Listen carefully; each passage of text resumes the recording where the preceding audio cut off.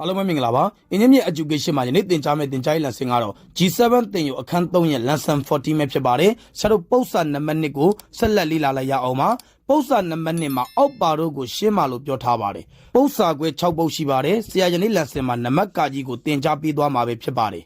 နံပါတ်ကကြီး 1/4 plus 1/8 by 1/2 လို့ပေးထားပါတယ်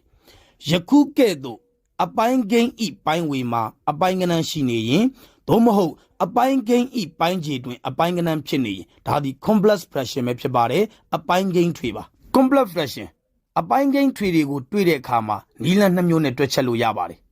ဆရာရိုးရိုးနီလန်းနဲ့တွက်ပြပါမယ်ပိုင်းဝေကိုပိုင်းခြေတူအောင်ပြုလုပ်ပါမယ်ပိုင်းခြေကိုဆရာတို့အိတ်ထားပါမယ်ပိုင်းခြေကို2နဲ့မြောက်ရင်ပိုင်းဝေကိုလည်း2နဲ့မြောက်ပါတယ်2တက်လီ2ပါ2 plus 1ပဲဖြစ်ပါတယ်ပိုင်းခြေတန်ဖိုးသည် 1/2 ပါပိုင်းဝေကိုဖြည့်ရှင်းလို့ရရှိလာသောတန်ဖိုးသည် 3/8 ပဲဖြစ်ပါတယ်ပိုင်းခြေကိုဖြည့်ရှင်းလို့ရရှိလာသောတန်ဖိုးသည် 1/2 ပဲဖြစ်ပါတယ်အစားကိုအမြောက်ပြောင်းပါမယ်အောက်ကိန်းကိုပြောင်းမြန်လန်ပါမယ်ပိုင်းဝေတန်ဖိုးသည် 3/8 ပါအစားကိုအမြောက်ပြောင်းအောက်ကိန်းကိုပြောင်းမြန်လန်လို့ရရှိလာသောတန်ဖိုးသည် 2 ပဲဖြစ်ပါတယ်ခြေတရားတန်ဖိုးရှိပါတယ်2တက်လီ2ပါ2လေးလီ8ပါရရှိလာသောအဖြေကိုပြောပါဆိုရင် 3/4 ပဲဖြစ်ပါတယ်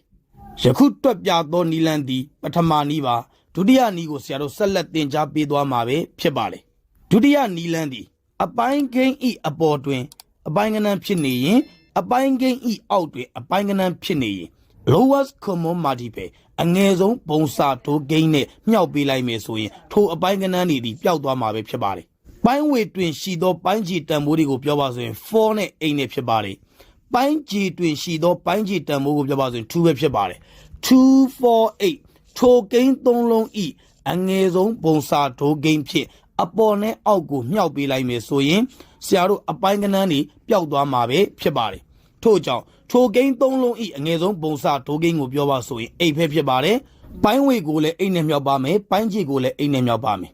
ပိုင်းဝေကိုမြှောက်တဲ့အခါမှာ8သည် 1/4 ကိုလည်းမြှောက်ရပါမယ် 1/8 ကိုလည်းမြှောက်ရပါမယ်ပထမဦးဆုံး 1/4 နဲ့8မြှောက်ပါမယ်4တက်လီ4နယ်လီ8ပါရရှိလာသောတန်ဖိုးသည်2ပဲဖြစ်ပါတယ်လက္ခဏာက plus ပါ